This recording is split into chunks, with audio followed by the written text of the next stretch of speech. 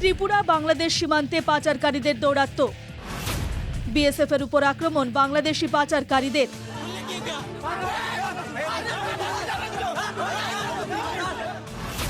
ঘটনাকে ঘিরে তীব্র প্রতিক্রিয়া ত্রিপুরায়।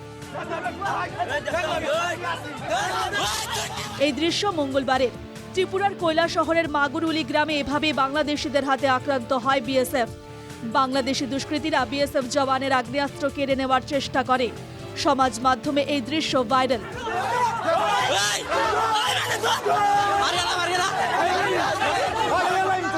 ঘটনার পর প্রতিক্রিয়া জানিয়েছেন কৈলাসহরের বিধায়ক তথা ত্রিপুরা প্রদেশ কংগ্রেসের প্রাক্তন সভাপতি বীরজিৎ সিনহা। তিনি বলেন, ভারত বাংলা সীমান্তে ফেন্সিং নেই বললেই চলে। অধিকাংশ এলাকায় ভেঙে পড়েছে কাঁটা তারের বেড়া। তাই সহজে সীমান্ত অতিক্রম করছে পাচারকারীরা।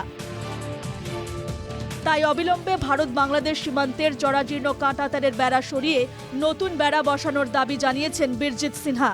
কাঁটা তারের বেড়া এইদিকে প্রায় 50% নষ্ট হয়ে গেছে। এটা মেইনটেনেন্সের সুবন্দোবস্ত নেই। খবর নিয়ে দেখেছি যাই মানে টাকা স্যাংশন হয়েছে, ওটা দিয়ে সিকিভাগও মেইনটেনেন্স করা যাবে না। ও আমি দেখেছি কমলা সাগরের বর্ডার গুলা, কিছুদিন আগে গিয়েছিলাম কসবা কালীবাড়ির ওইদিকে বর্ডারে, দেখা গেল 80% কাঁটা তারের বেড়া বসে গেছে খালি। ইমিডিয়েটলি হোম মিনিস্ট্রির রাজ্য সরকার ভারত সরকার লোকে যোগাযোগ করে এই ত্রিপুরার যে বর্ডার যতটুকু বেড়া হয়েছে এটা রিপেয়ারিং করা।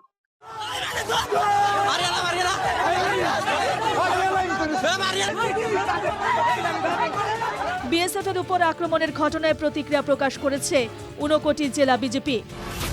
বিএসএফ যথেষ্ট সংযমের পরিচয় দিয়েছে, নইলে অনেক বড় অঘটন ঘটত।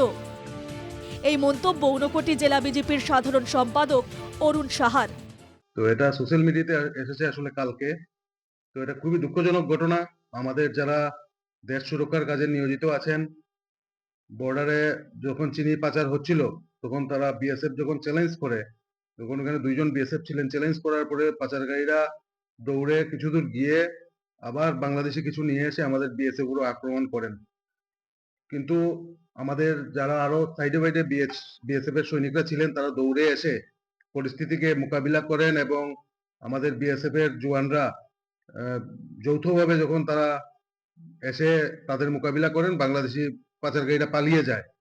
কিন্তু এই ফাঁকেই আমাদের জওয়ানদের বন্দুক নিয়ে দেখেছি আমরা সোশ্যাল মিডিয়ায় টানাটানি করেছেন। এখানে আসলে অনেক বড় ঘটনা হয়ে যেতে পারতো, কিন্তু আমাদের জওয়ানরা অতি কি বলবো সংযমের সহিত এইটাকে মোকাবিলা করেছেন। মঙ্গলবারের এই ঘটনার পর ত্রিপুরার ভারত বাংলাদেশ সীমান্তে অতিরিক্ত বাহিনী মোতায়েন করেছে বিএসএফ। স্পর্শকাতর এলাকায় বাড়ানো হয়েছে বিএসএফ এর টহল। কিন্তু সীমান্তের বিভিন্ন অংশে কাঁটা তারের বেড়া ভেঙে পড়ায় সমস্যার সম্মুখীন হতে হচ্ছে বিএসএফকে।